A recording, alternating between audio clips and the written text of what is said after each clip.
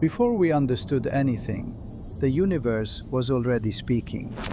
Not in words, but in patterns, in rhythms, in light.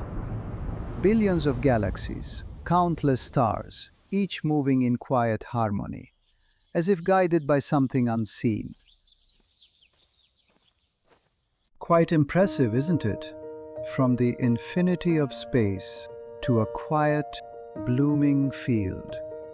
I am Professor Dr. Muhammad Abdus Salam, a theoretical physicist and, yes, a Nobel laureate.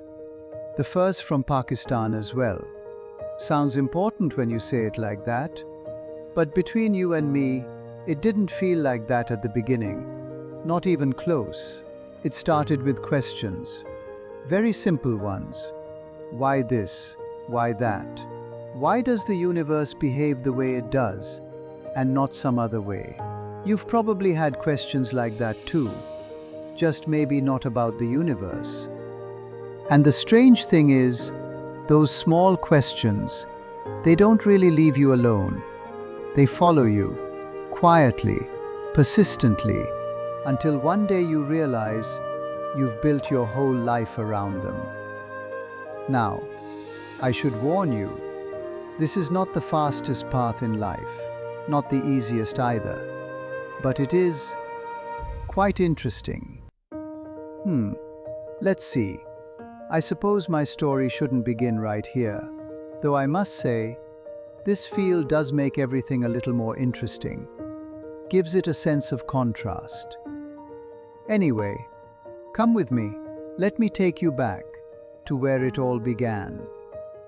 I was born in 1926, in a modest town that was then part of British India, now in Pakistan. My family was not wealthy, so our resources were limited. But I was a well-mannered child, and I got along well with the people in my town. From an early age, I had a deep fascination with mathematics.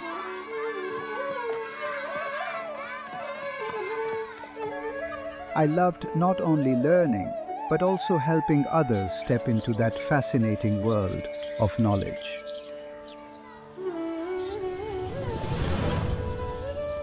I often sat quietly beneath a tree in our schoolyard, a mathematics book resting in my hands, while the sounds of children playing echoed around me.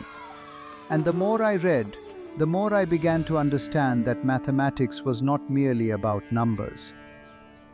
मैंने कर लिया. At just 14 years old, I topped the Punjab University entrance examination. And by 1946, I graduated with record-breaking results. My town celebrated with me, and that day I felt truly inspired. It was as though a brand new chapter in my life was already waiting at my doorstep. Then, that same year, I left my hometown for Cambridge with a full scholarship. And then, time began to move so quickly, like fast-forwarding an old cassette tape. Summer, fall, cold winter, and spring. The seasons changed with the blink of an eye. And before I truly realized it, 4 years had passed. I studied theoretical physics and quickly drew attention. I graduated in 1949 with a double first-class honors, and then I returned home with hopes of building a scientific career in my country. But reality was harsh. There were very few books on theoretical physics, and almost no access to the ideas of modern science. No strong academic environment, no laboratories, no computers. This was 1949. The political situation was extremely difficult. With a heavy heart, I made the hardest and the most important decision of my life: to leave for the United Kingdom and dedicate my life to physics. The universe is governed by 4 fundamental forces: First, gravity. It pulls everything toward the Earth. Second, the electromagnetic force. It is responsible for electricity and magnetism. Third, the weak nuclear force. It acts on tiny particles inside atoms. And fourth, the strong nuclear force. It binds particles in the center of atoms. The alignment is perfect, a truly elegant solution.